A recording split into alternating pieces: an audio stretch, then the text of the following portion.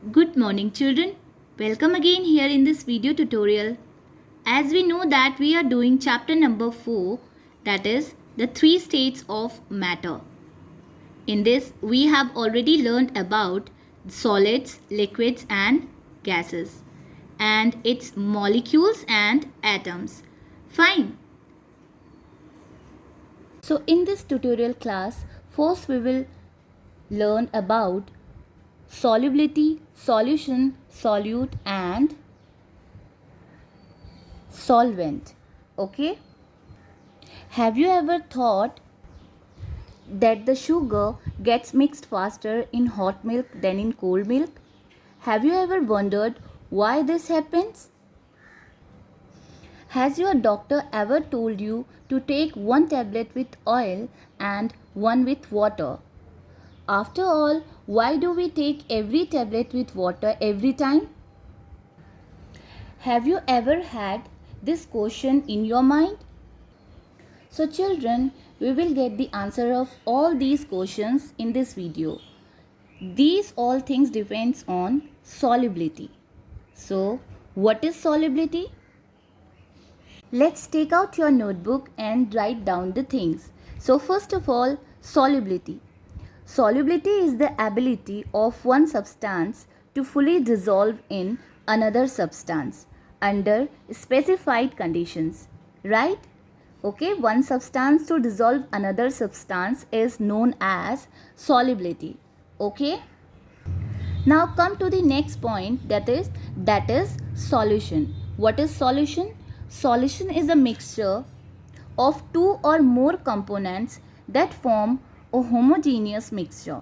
Okay, it means that same mixture, it's form a homogeneous mixture. It means homo means same, so it's form a same mixture, that is known as solution. Fine. Okay, our next point is solute. Okay, what about the solute? The substance which is dissolved is called a solute. We will take the example of these things, that is solubility, solution, solute and solubility, solute, solution and solvent. First of all, we will learn about this. So solute is the substance which is dissolved is called a solute. Okay? Now come to the next point, that is solvent. So the substance in which the solute is dissolved called a solvent, right? Solute plus solvent is equal to solution. Okay, so solvent is a substance in which the solute is dissolved, right? So we have example like salt is a solute and water is a solvent. When we mix each other, so we have a new solution, salty water, right? Okay children, let's take an example of solubility test. Here we have a glass of water in which we have poured, what we have poured? We have poured water and salt and we mixed it. Okay, that makes a solution, right? So you can see here solute plus solvent is equal to solution. It means solute is our salt and solvent is water. When we mix together, that makes a solution, right? So children, by this example, we have learnt about the solubility and solution, solute and solvent, right? Let's move on to the another topic. So children, the topic is physical and chemical change. And you know, there are 3 states of matter: solid, liquid and gas. So change of state, matter can change from one state to another on heating or cooling. And heating and cooling bring about changes in matter. Some changes are temporary while others are permanent. Basically, there are two types of changes: physical changes and chemical changes. So let's talk about first physical changes. A physical change is a temporary change which can be reversed, right? It is a temporary change which can be reversed easily.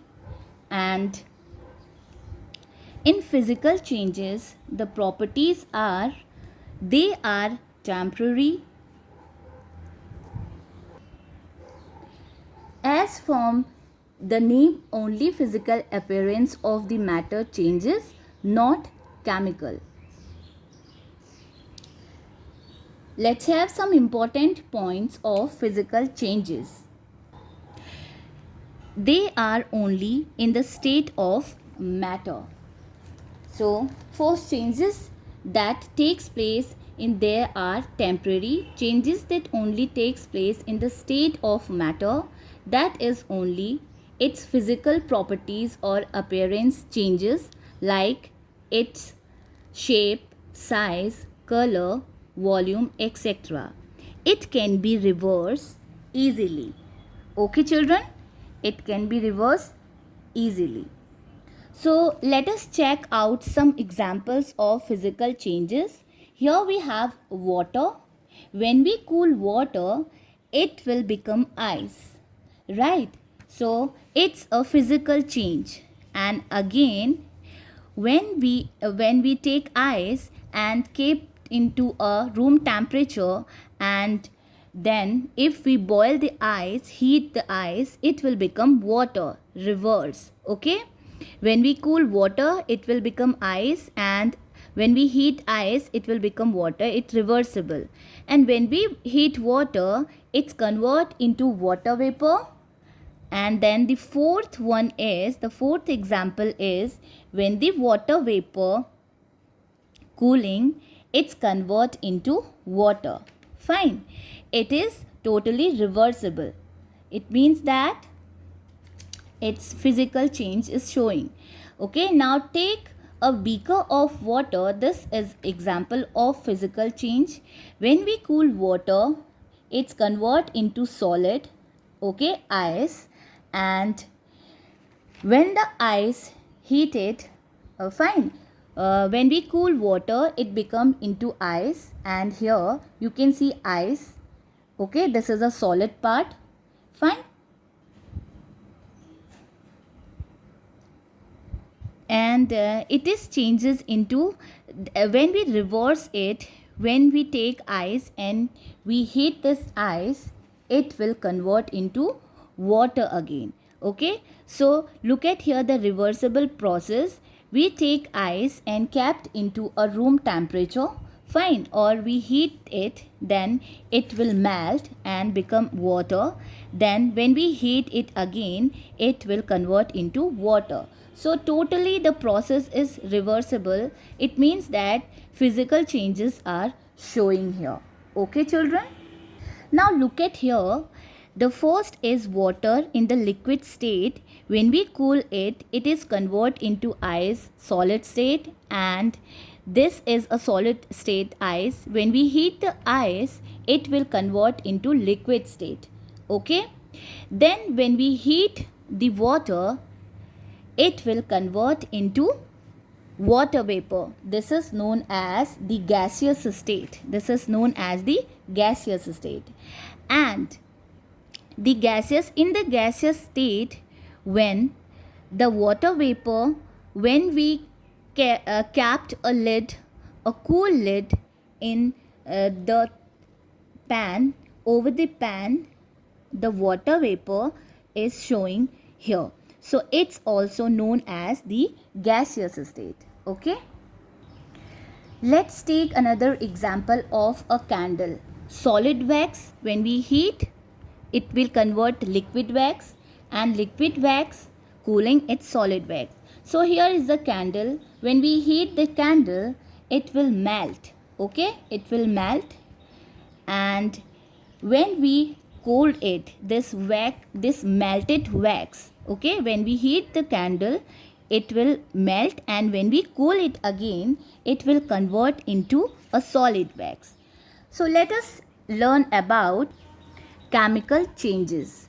So here in chemical changes, heating or cooling result in a permanent change in the state of matter. It is permanent in the chemical state. Okay, a new substance is formed and we cannot get back the old substance. In the chemical changes, we can get a new substance. Okay, so let's take an example of fire. Here the log of wood is burning, and if we burn the log of and a piece of paper is burnt, it changes into ash. The molecules of paper are different from the molecule of ash. You can see here, this is burning paper and this is ash. Okay children? So this is a chemical change. This is totally change. For other example, let's take other example, burning of matchsticks.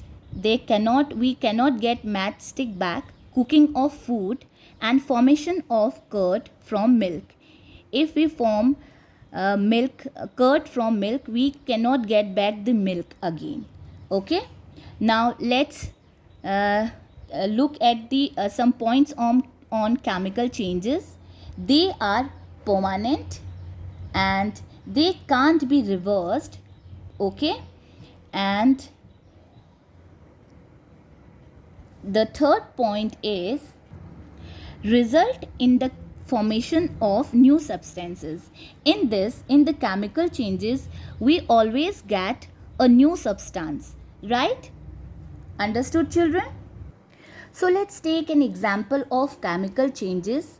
We know that in chemical changes, change the amount of matter in an object, and some new type of matter is created that looks entirely different from the original matter. So you can see the example of egg. When we fry a egg, then we get a new substance, that is omelette. Okay, it will not convert into a egg again. So it will totally change. That's why it's a chemical change. Okay, let's take another example of burning of paper. If we burn a paper, when the paper will burn, it's convert into ash. We get a new substance, right? This is ash, burning of a paper. We get from it burning of a paper. So it is totally changed. We cannot get back the paper again. This change cannot be reversed. That is, ash cannot be changed back into paper again. Okay, so this is a chemical change. It's a chemical change or an irreversible change. Okay children? So children, today we have learned about solubility and changes of matter. So there are two types of changes. Physical changes. These changes are mostly reversible, and chemical changes. These changes are mostly irreversible. So just revise your topic, today's topic, and see you in the next science tutorial class. Bye bye.